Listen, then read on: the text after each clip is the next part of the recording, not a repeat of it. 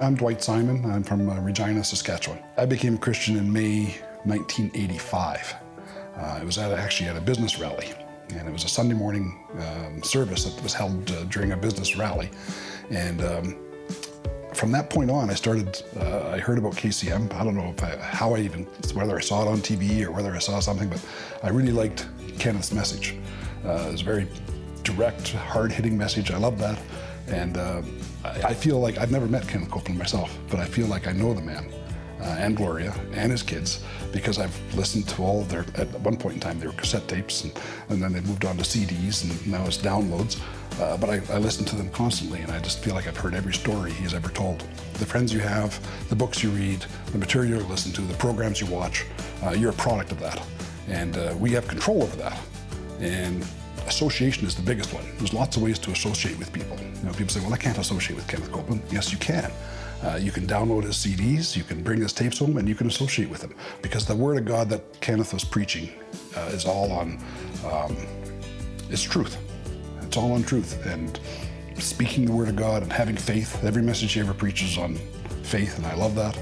And it's a reminder that I need on a constant basis. I guess it started when I had a partner in business with me who ended up in the prison in Regina. It's a 2-year less-a-day facility. He had some drug issues, and he didn't request that I would see him, but I felt the call to go visit him and speak with him because he was a member of our church as well.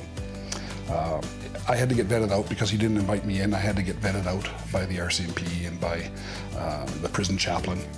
So after a period of about 3 weeks, I was allowed in to go see him, and I visited with him for about an hour. And on the way out, the chaplain of the prison met me and said, "Who would you like to see next?"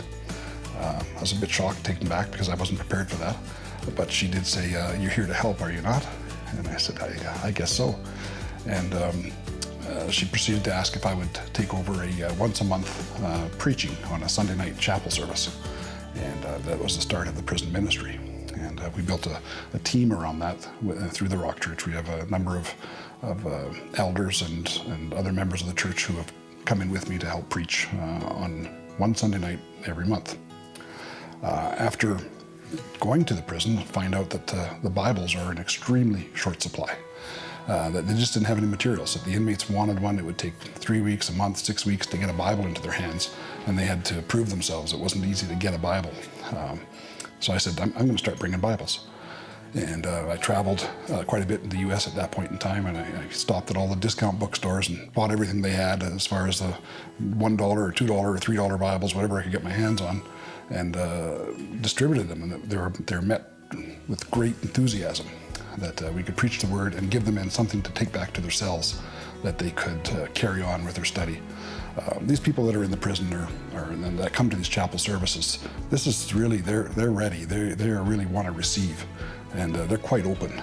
You know, when we're preaching and we're giving them the Word of God and asking them to accept Jesus, they're very open. After a few years of that, every month, I contacted Kenneth Copeland Ministries in Langley, BC, and asked if they had a ministry for the prison and if they would help out with the Bibles. And the gentleman at that time said absolutely, and they started supplying every month about 60 Bibles for me to take into the prison. And they've been supplying them ever since, as well as other materials, the BVOV magazine, which is very well received, and the Faith to Faith journals. They love that. That's a great book, and whenever I bring a case of those in, they disappear in a hurry. Those men that are there, they're looking for answers. They're at the lowest point in their life, most of them, and they're ready for change. And we're seeing a lot of conversions, a lot of people accepting Jesus for the first time. A couple of them have attended our church since.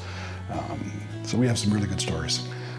The Copelands have been a huge impact in my walk of faith. They've provided me with material that I could listen to on a daily basis, and I do. And that has strengthened me tremendously in my walk with the Lord.